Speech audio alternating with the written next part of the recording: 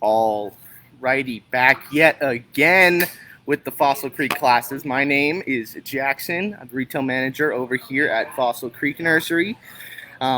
Today we are going to talk about one of my favorite subjects and commonly misunderstood subject, which is the idea and essentially the process and correction and execution of the idea of Xeriscape. So Xeroscaping and Xeriscape in general has been a term that's really only been used in the past couple decades. It was actually cultivated and invented here in Colorado by some of the great nursery and horticultural professionals at the time. But Xeriscape and Xeroscaping as an act is a really great way of establishing plants in very arid, high UV, poor alkaline soil, or even poor sandy or more acidic soils. But again, the idea is that here in the Front Range, we have all these adverse environmental conditions, and they may include, again, the alkaline soil, the compaction of the soil, the lack of organic matter, the fact that there are high winds, high UV, that is going to be just burning all of these plants that we're trying to get established, and really just all the other adverse effects that we find ourselves experiencing here pretty much on a daily basis. Now, yesterday, this is the 29th of July. However, yesterday we had a very odd occurrence, which was that we had a big storm and it was overcast and cloudy all day. Doesn't happen very often, but great for a lot of our plants. Maybe not great for people who got caught out in that, but great for some of our plants. So, in general, we don't live in those conditions. The Front Range is essentially this weird mix between the Southwest, more arid states, and the Great Plains of the U.S., meaning that essentially, if there were no people here, if there were no people living on the Front Range, there would be no trees. There would be very little shrubs, and there would pretty much only be a ton of grasses growing and living pretty much everywhere. There are, of course, exceptions, but this is, for the most part, a prairie land. It is not going to be essentially a complete desert. It's more of a high desert, but that's why Xeriscape was created, invented, and the idea is shared so much, and that is because it is very difficult to grow things around here due to all the conditions I've just mentioned. Now, let's talk about Xeriscape as a word, what it means, how to, again, execute the process of Xeriscaping, and then we can kind of talk about some great plants that would be thriving and very efficient in that area. So, Xeriscape, not Xeroscape. Now, this is something I hear all the time here at the nursery. Xeriscape versus Xeroscape. Xeroscape is nothing. Zeros is nothing. It means there's nothing there. You're putting rocks in your front yard, which is only going to make things worse. Xeriscaping is the idea of taking plants that are very drought tolerant, very sun tolerant, very wind tolerant, and establishing them well and proficiently in the adverse conditions I mentioned at the beginning of the video. So, don't say Xeroscape, please. That is not the term, and it's okay. I hear it literally all the time. I don't even correct people anymore because it's just not worth it, but that is not the correct term to be using. Again, Xeriscape is derived from Latin, and xera meaning, very little, and less, essentially, being able to take those adverse conditions. So, again, it is very important to know the difference between that, and then, of course, scaping is cultivating or creating something out of nothing, or something out of a blank slate in area. So, back on the subject of Xeriscaping there. Xeriscaping is the act of taking plants that are tolerant to these conditions, or are not necessarily native, or they could be plants that are not very... Heck yeah, man. Gang to you as well, my friend. Taking plants that are not necessarily native or grow well in the area and making them well established and allowing them to live in a very adverse condition, have very prolific growth and establishment here in the Front Range. So that would involve a bunch of different things. We kind of just talked about the definition and what that means, but the act of xeriscaping is much more than that.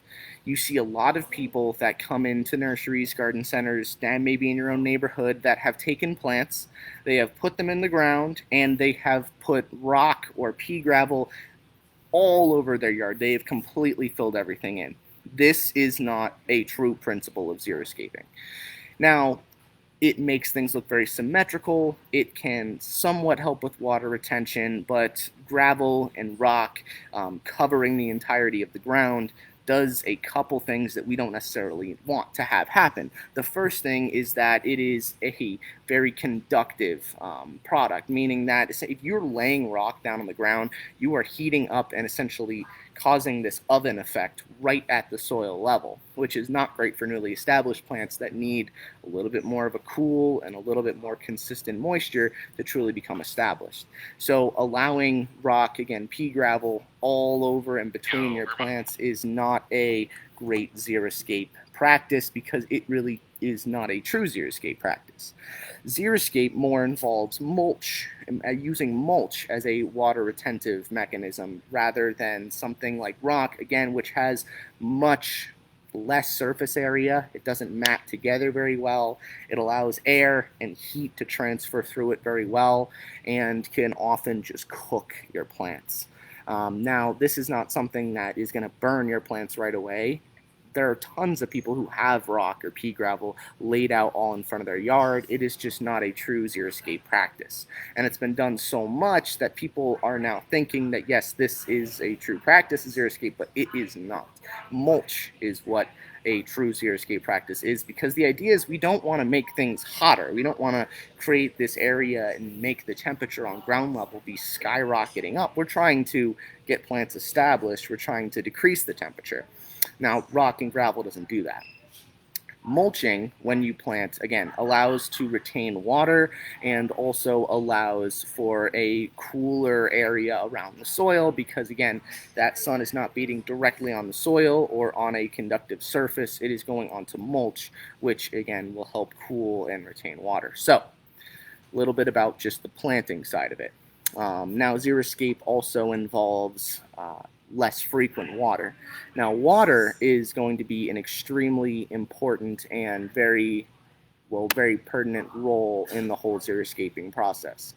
What I mean by xeriscape is not that you put your plant on a drip and you water every day, every other day. It means that if you're using a drip system, you're using a lot of water infrequently.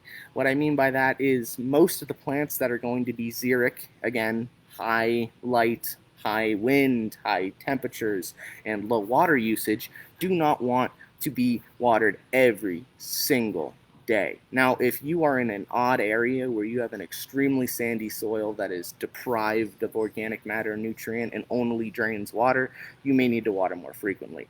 But that is not a common thing that we see here in the Front Range. Again, our soils are very alkaline. They are clay, and clay, being the smallest particle that makes up soil physically, is going to have an immense amount of surface area. Initially, it's going to be hydrophobic. It will not be taking in much water, but once clay obtains water, it will keep it for a long period of time. I have at least once a day somebody come in and telling me that they are watering their plant every single day in our clay. Please do not do that. It does not matter what plant it is. It does not need water every single day. And also, that is not a true xeriscape practice. Again, xeriscaping is all about establishment. And establishment is best achieved by these very infrequent but deep waterings.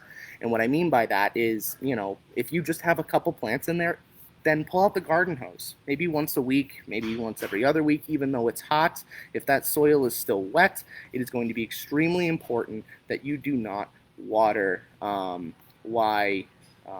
making sure everybody has sound here. You do not water every single day, especially if that soil is already wet. It's not going to help anything out. If you keep adding water to wet soil, the roots in that soil are going to become anaerobic, meaning there's no oxygen exchange, which is crucial for these plants.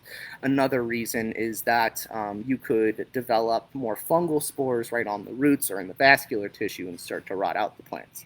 So again, xeroscaping and the act of xeroscape is essentially about watering deeply but infrequently. And this is something I would suggest pretty much all the time for pretty much any plant that you put in the ground in our soils here. So again, a little bit about water, making sure that you're not watering every single day for these newly established plants, especially if it's a xeric plant, making sure they have deep and frequent waters, which is going to prevent anaerobic activity from happening on the roots, any rotting of the vascular tissue, and also the deeper you water more infrequently, what you're doing is incentivizing the newly produced roots on these plants to reach down to lower depths, which helps you in the winter so you don't have superficial roots up at the top of your soil level that are going to freeze and thaw, experience more temperature change, and it also stays wetter down lower for longer. Another important thing about this is that, again, those deep waterings, as that water starts to either be taken up by the plant and pushed up through multiple forces, transpiration, evaporation, it is also going to be evaporating directly from the soil. And I mean, it only makes sense that as water evaporates from the soil, it's doing it from the top down. The water down here, a foot down in the soil, is going to evaporate much slower than the water up top, a couple inches on the soil. And what that means is essentially, if you do these deep and frequent waterings, as that soil starts to dry out top to bottom, all of the roots of your plant are going to seek out the water that's down lower, which again is going to protect you in the winter if it won't experience as much fluctuation in temperature, and those roots can stay wetter in the winter, which is a huge problem around here. We do not want roots to dry out and then freeze, we want them to stay wet. So all different principles of xeroscape, from the definition, meaning very specific things, again, not xeroscape, but xeriscape. Having rocks laid out or gravel laid out on your lawn is not a xeroscape practice. Mulching plants is a xeroscape practice, because again, it retains water for longer and you don't have to water as frequently, while as those rocks will conduct and essentially heat up the soil and the newly planted roots. And finally, the acts of watering, those deep and frequent waters. So I think we've covered a little bit about all of that. Does anybody have any questions whatsoever about the fundamental practices of xeroscape or the principles of it? If not, I would be happy to continue with a lot of great plants that have xeric properties or can be considered xeric themselves. Let's double check some comments here. We're all good? Okay. So now I'd like to transition a little bit into plants that are xeric, or plants that are used best and grow very prolific in a xeroscape setting. So the first thing I want to mention about this is that there's actually a company that does this. They are called, ready? Plant Select. Plant Select is a company that is based out here, and what they do is essentially breed and cultivate plants for this climate to be used in a more xeric setting. Some that may be able to take a little bit more UV here, some that are more drought tolerant, wind tolerant, some that have a different flower or color because they've already cultivated one that is very tolerant to the conditions here. But if you see the name Plant Select, that is a great plant for the Front Range of Colorado. They do a great job. We here at the nursery, again here at Fossil Creek Nursery, we have a Plant Select table outside with all kinds of shrubs, perennials, and grasses that are just ready to be going into your beautiful xeric Front Range garden. Now, Plant Select is a great place to start, but don't be fooled. Plant Select is a company that is constantly putting out new plants.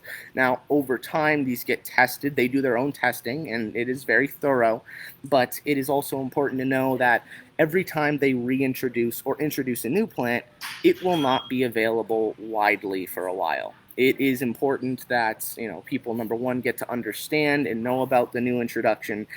They get to test it in a variety of different settings in their own recreational way. And it is also important to know that small scale, large scale nurseries will not have the newest plant select products right away. It is very difficult for us as a smaller nursery to obtain these things because they have to also find people to grow them as well. And people that are retailers or wholesalers, not necessarily production nurseries, don't have the capacity, bandwidth, or supplies to grow all of these plant select products. But it is always a good idea if you're unsure about a perennial, a grass, a shrub, to look for that plant select product, for that branding. Now, in most of my videos, I split things up. It's the best way I can think of things, but it's also a great way to teach you guys about all these different areas and ideas and plants. So I'd like to kind of do the same when I'm talking about xeric or xeroscaping ready plants. I want to talk about grasses first, because initially I did mention that the Front Ridge, Colorado is first and foremost prairie land. It is not going to be a forest full of trees or turf grass or these big shrubs, perennials, anything like that. I do have a couple questions here that I will answer real quick. What about the fire danger of mulch versus rocks? Well, the idea is that mulch, you're not doing it superficially. Mulch you want to do a couple inches deep, and as the beginning or the top of that mulch starts to dry out, it is important to know that if you're doing those deep waterings, the couple inches underneath are still going to hold moisture. And again, we're watering about once every week, week and a half. So your entirety of your mulch, especially if it's a couple inches deep, is not going to dry out and cause any fire issues or danger there. Plus, if you have rocks just covering your landscape, it's increasing the temperature quite a bit, which increases the ease for fire to really start up. And while you know, healthy, turgid, and well-watered plants are going to avoid a lot of those fire dangers.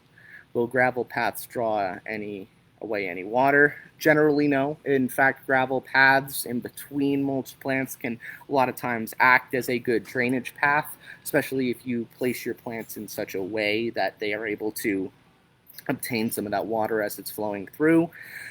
It will not draw water though. There's other landscaping materials like breeze, which may pull a bit of water because it is, again, smaller, more surface area, but gravel itself should not draw much water away from plants. Again, it is just, if it's darker, it'll just kind of heat up the soil underneath. But even rocks can retain a little bit of water, just not as well as mulch. Are there shade-tolerant Xeriscape plants? Absolutely. Coral bells, heuchera, is a really good example of one. Gallium can be a little bit more drought-tolerant as well. Again, a shade plant. What else would be a good one? Vinca. Vinca is another really great one. It's more viney and ground covery. Let's see what else I can think of off the top of my head here. Ajuga is another good one that is more xeric and shade tolerant, but coral bells, I would say, is probably my number one that I'll tell you, because it comes in a bunch of variety of different colors. It can act well in a landscape because of those multiple colors, and it is a dry shade plant. Alrighty, would you like to hear how to prepare the ground for xeroscaping? Currently at a class. See drip systems.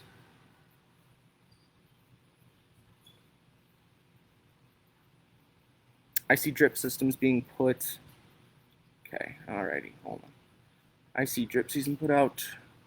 There is the thing to do. Make your sprinkler system more water friendly. Sounds like you're saying it's against the hope of driving deep roots in a situation. Which drip is better when doing Xeriscape? So sprinkler systems and drip you can use in similar lights here. It is going to be important that, again, whether it be your turf grass, whether it be a drip system directly to plants, it is going to be important that you're teaching your turf grass, teaching your plants to have deeper waterings. People throw their sprinklers for turf grass on once a day, once every other day, because they, of course, need to keep their grass healthy and green. But that's because over time they've done that consistently from year to year, which has taught all of your turf grass roots to be very superficial and close to the surface. Now, if you are able to decrease the frequency, but again increase the amount of water that you're giving to your turf grass, it will be a slow process because you don't want to cut it off right away. That will very much stress the roots. But over time, start to decrease the amount of sprinkler usage for your lawn by increasing the amount of water for less periods of time.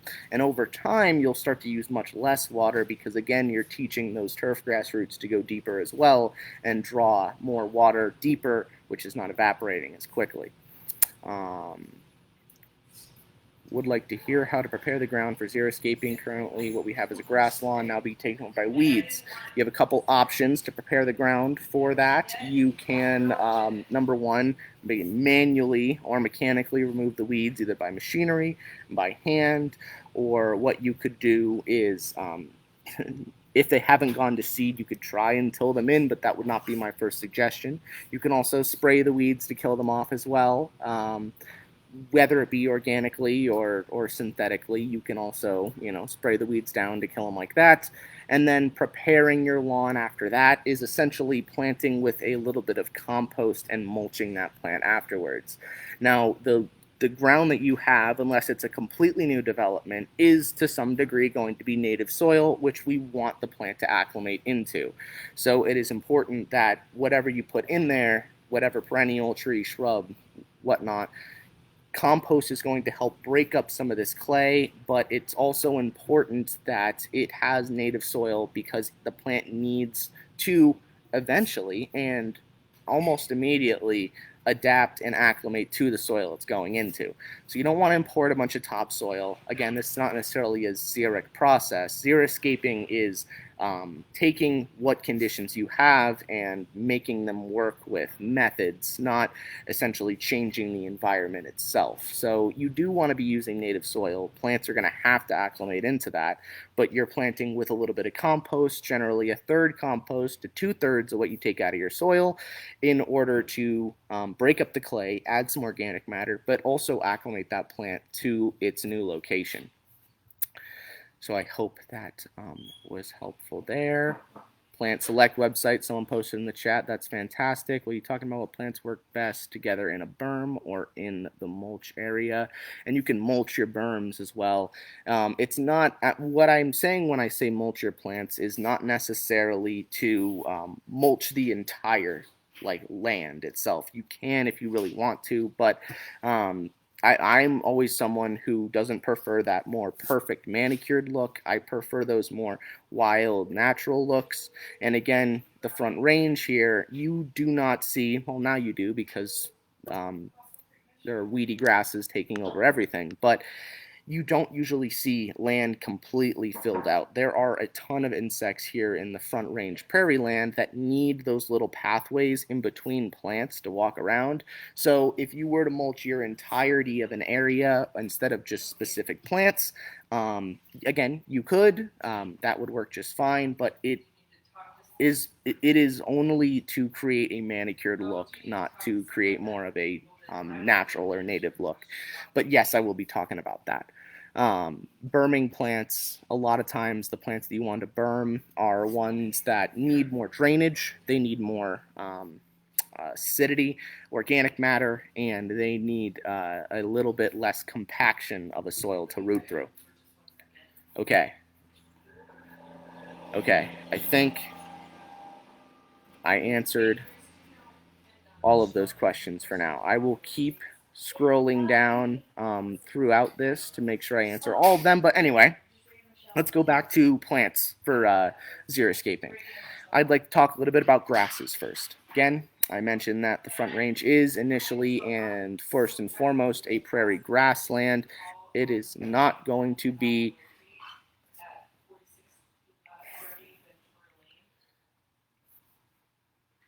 okay. I'm sorry. So let's talk a little bit about this grass right here. This grass is called a little blue stem grass. It is a native to the Front Range, is a native to the area, and it has a lot of great ornamental properties, of course, no problem at all. And I promise, I will talk about specific plants in that berm. So the little blue stem grass is first and foremost a, you can guess, littler plant, and little meaning that it only gets about 2 to 3 feet tall, almost up to 4, and about 1.5 to 2 feet wide. Now the little blue stem, the native grass, self-seeds well around here, but this one is a named variety. This one is Blue Heaven, which has been bred to have a little bit bluer of a color, to be a little bit more upright, and also have more of a prolific and fantastic fall color. And now it's a lot of cool things about grasses is many grasses will have really nice fall colors as well. They may be, sometimes red. The plumes may turn a different color. They may be a really great white. Some of them may even turn orange, actually, which is pretty cool, like flame grasses or blood grasses. Some turn purple, but the little blue stem is one that will turn a really, really cool red color in the fall and winter. It is going to always be a great choice for a landscape, especially a place that is good for xeriscaping, again, dry, high wind, low water, and also great for tight spaces and not necessarily wide areas. So a little bit more about this little blue stem here. There's also a big blue stem grass, which does very similar things. It's a different genus, so it is a different plant, but it gets much bigger, 6 to 8 feet tall. But this one has a really great fall color. And another great part about ornamental grasses, many of them will have a very, very deep fibrous root system. It was Blue Heaven was the grass I just put up, responding to Emily down there. They have a very deep fibrous root system that sometimes can even be much deeper, 2-3 times deeper than the foliage is reaching. So that is another reason to, number one, deep water your plants, and another great reason why some of these grasses can be xeric because of those very deep roots. So that is just one of the grasses. Another one I'd like to mention is going to be my Blonde Ambition Blue Grama grass. This one is, again, a little plant select there. You can see that. This one is another smaller grass. This one is more mound forming. It is not as upright as the little blue stem we just saw.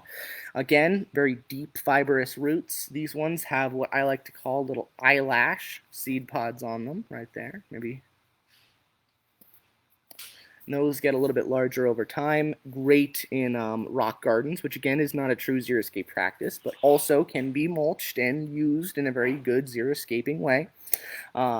It works well with big boulders, which boulders themselves are actually, there's no issue with xeroscaping with those. It's just the completely laying out rock on the ground. They work well with boulders. They work well, again, in smaller locations. The Blonde Ambition grass has been proven to be very, very well growing here in the Front Range or even in some of our neighboring states. So it's a great, maybe 2.5 feet wide, possibly up to 3 with the plumes. As far as width, about 1.5 feet tall because it'll kind of splay out. But another great grass, plant select, and just a fantastic plant around. Some of those blue Gramas are actually native to the area. Blonde Ambition is a variety. It's been cultivated, so it may not technically be a native, but its genus and species is one of the blue Grama that is native there. To answer a couple more of these questions, you were talking a lot of Front Range plants. Does this also translate to climate soil on the western slope like in Grand Junction? That is a very good question. Grand Junction is a little bit different. You may have better soils than us over here on the Front Range. You may have a little bit more sand in your soils, a little bit more organic matter, and you also have slightly different climates. I'm trying to remember what the elevation of Grand Junction is. Let's find that out real quick.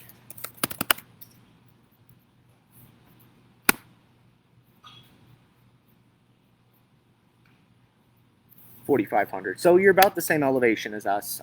So the UV is still as intense, but your soils are a little bit better over there as well. So what I would suggest for you is, when I was talking about the deep and frequent waterings before, I would still suggest that, but it's going to be important for you to check the soil a little bit more frequently to really see how quickly things are drying out. But all these plants that I've mentioned can do well out there as well. There is a little difference there.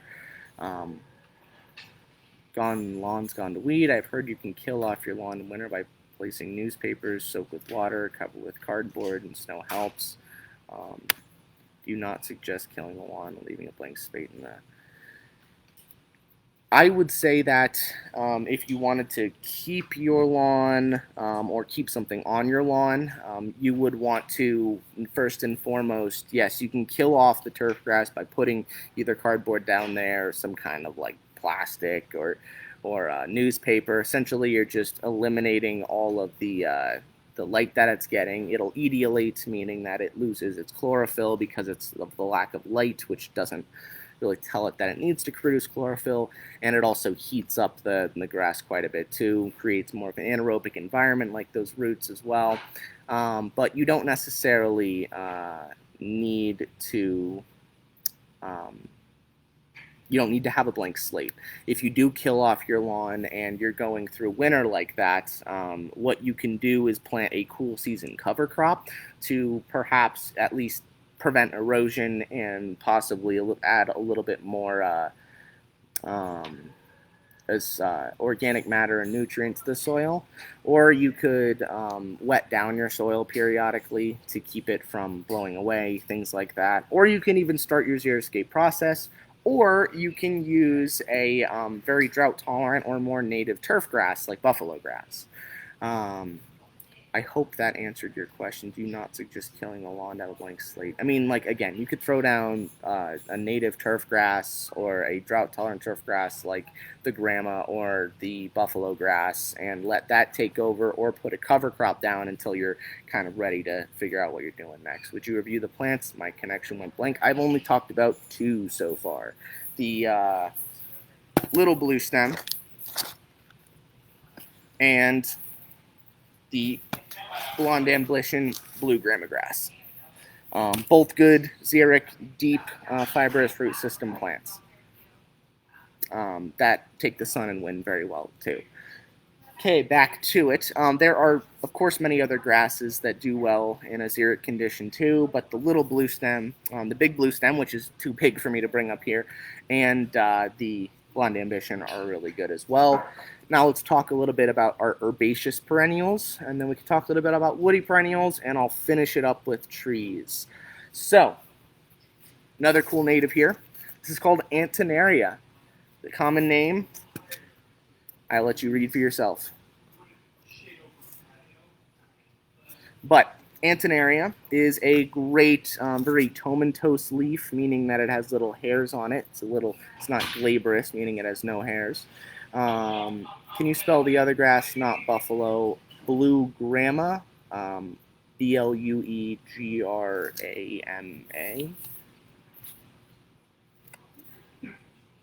Hope that helps. Antonaria is really great at being a ground cover. Again, very drought tolerant. It is a native around here. It can actually, different species of this can be a native in more northern boreal climates as well. But its little fruit and flower is super cute. It does not get very high off the ground, maybe a couple inches at most, but it's a very prolific spreader. And since it's being native here, it doesn't mind the sun or the drought either. It is definitely not one that you can kill very easily unless you're overwatering it, which again is more about the frequency than the amount. So, little ground cover xeric perennial. Here's another ground cover xeric perennial. This is a sedum. This one is the variety gold moss, but sedum in general is a xeric plant. It's succulent, meaning the leaves are full of water, and it can take from those reserves, as opposed to more of your leafy kind of foliage here, which doesn't really have a lot of reserves in its leaves. But Sedum, again, is a good spreader. Not as fast necessarily as the Antonaria, but neither one of them are really extremely fast growers. Succulent ground covers are also evergreen, meaning that, of course, they'll be green throughout the winter. Excuse me. And another great thing about something like this is that it can change color according to temperature as well. So sedums, and this is just one example. There are upright sedums like Autumn Joy or Autumn Fire. There are also great ground cover sedums. Angelina is a really popular one. Dragon's Blood. There's a whole Sun Sparkler series. The list goes on and on. Alrighty, now let's talk about a couple more of our upright xeric perennials. Here is a plant called Ratibida. I'm sure someone else is saying it differently than me, and that's okay. But Ratibida is also called the prairie coneflower or the Mexican hat. It is a very, very xeric and drought-tolerant plant. It is called the Mexican hat because its flower is erect with those petals being fairly prostrate. I think it's super cool. These can self-seed around here. They are actually a native too, and they do very well in this climate. I have a couple of these at the nursery growing in between slabs of concrete. They're very small, but they are thriving over there. Definitely a taller, more prolific and wider growing perennial for this climate. Again, Ratibida there. And of course it's in the aster family. That's why it has these flowers that are very daisy-like here. At least I believe it is. Would gold moss work on a green roof? Ooh, that is a great question. I bet it would. The only issue with succulents like that is you don't want them to necessarily be falling over the green roof, and they root very superficially, so it may not work. Will they spread into areas you don't want them to? Not the Antonaria and the Sedum. They won't spread into areas you don't want them to. Some things may self-seed slightly, but nothing I'm talking about today is going to be invasive or noxious whatsoever. Are there any xeric ground covers that can handle foot traffic? Antonaria can handle slight foot traffic. Thyme is another good one that can handle foot traffic. Puncture wort is one that can handle foot traffic. That's fairly xeric.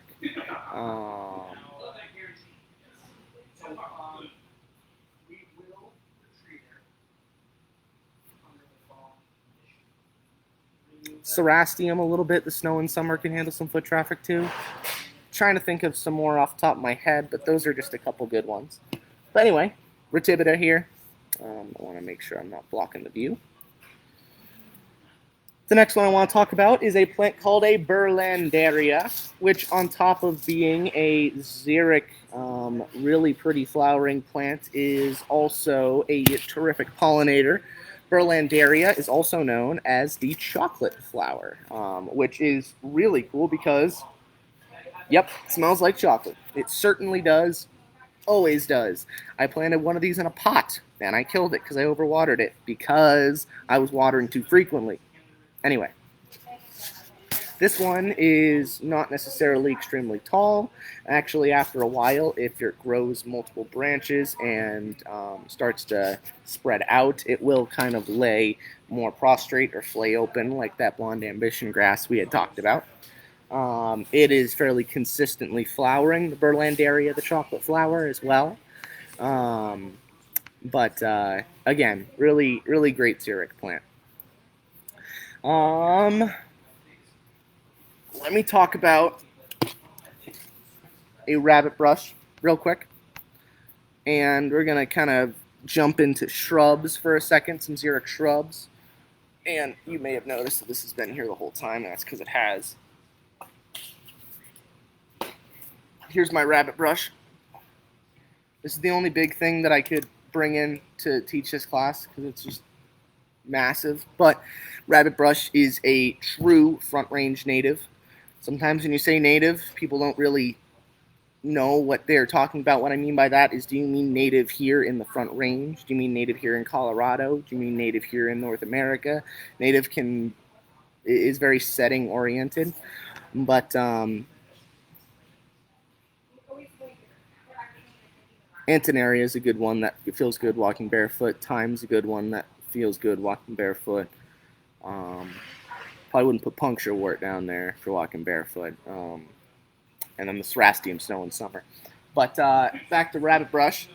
Some can have more of a bluish gray foliage like this. Some of them can have much more of a green foliage. There are dwarf, there are tall rabbit brush. All of them do about the same thing, which is grow very well in our soils and in our sun. Again, being very drought tolerant, they become larger and very rounded. Their growth lasts very far into the fall and winter, and then on the ends of the stems here in about a month-ish, you will start to see beautiful little yellow flowers. Rabbit brush is a terrific plant for late season pollinators, meaning all of these flies, bees, wasps, whatever's pollinating later in the season, gives them some food, and very abundant amount of food at that. And that also allows them to have evolved to get pollinated later, meaning that they can kind of jump from rabbit brush to rabbit brush and allow these things to fruit and seed much better than they would if they were competing with other plants blooming at the same time. So, a little bit of rabbit brush. Mountain mahogany. Again, I could only bring one of these big shrubs in for the class because you can't see, but my computer is completely full of plants around here. But lead plants, mountain mahogany are great options for xeric. The gamble oak is a native that is very xeric, that can be shrubby if pruned small, or can grow much, much larger, 20, 30 feet, if no pruning had been done to it. I mentioned lead plant. There's another one called the Fallujah paradoxa, which is the scientific name. And for some reason the Apache Plume. The Apache Plume, which is another great xeric plant that's native as well. It's called a paradoxa because it flowers and seeds at the same time. But yeah, again, rabbit brush, mountain mahoganies, lead plant, which is amorpha, the Apache Plume, gamble oaks, what else? Snowberries are another good one. Different and just terrific native and xeric plants for the landscape that are shrubby and woody. And then I kind of just want to touch a little bit about trees here at the end. I don't want to dive too deep into it because I don't want to make these classes extremely extensive, but a couple really great xeric trees that I can think of off the top of my head, and that CSU Extension in their extensive tree list has categorized, as well as I've seen perform and I've planted myself, are going to be Kentucky coffee trees. As far as deciduous stuff, we'll start with that. Kentucky coffee trees, many of your oaks, Jinkapins, burrs, gamble oaks, many of your crab apples can be very xeric as well.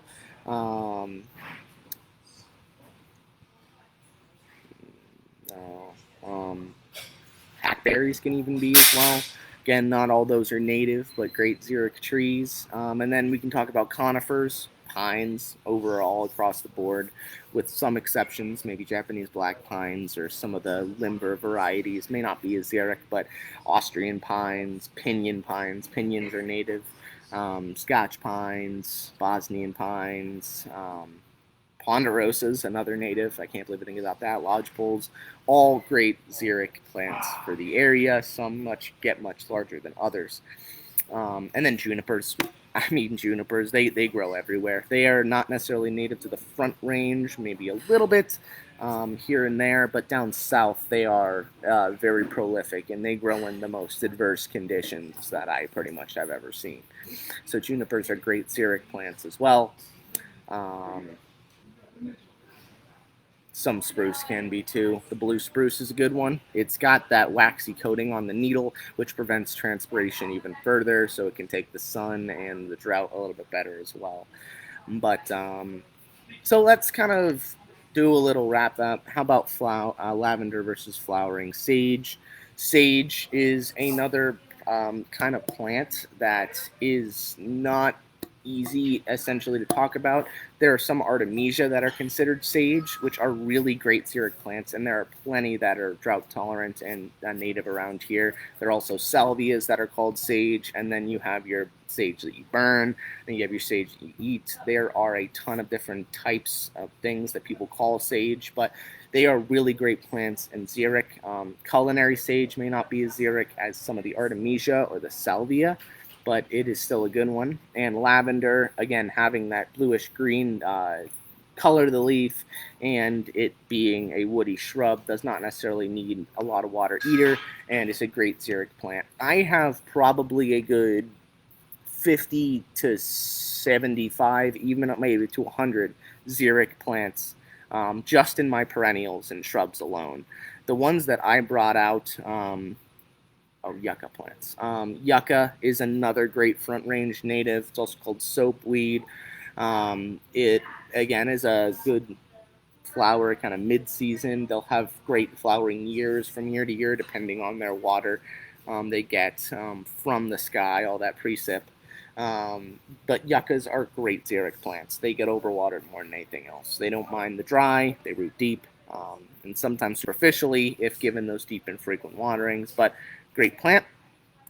Salvia spread, not very much, but again, it kind of depends on what kind of salvia. That genus comprises a ton of different species. Some will self-seed, but they don't sucker and spread through their root system very crazy. You can buy larger varieties, which if they get heavy enough may fall over, but salvia will pretty much have a base of operations as far as its root system and its growth. So talked a little bit about xeric plant, the idea of Xeriscape at the beginning, how we don't necessarily want to throw rocks on our bare ground. It heats things up. It doesn't allow as great water retention. And then around plants, you can heat up the roots, you can burn them, and it doesn't necessarily allow for a great environment. And then we kind of pulled the word aside. It's not Xeroscape, it's Xeriscape. We talked about the principles as far as water, and watering and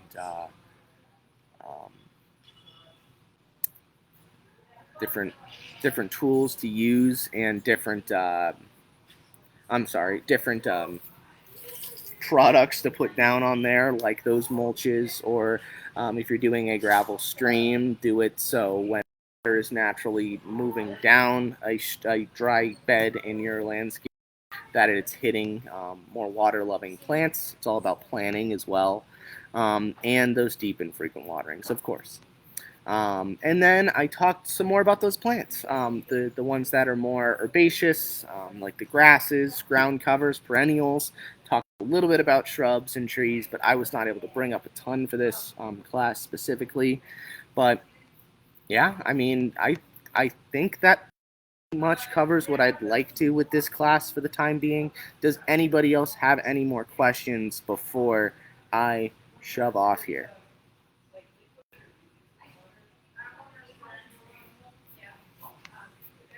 Alrighty, guys.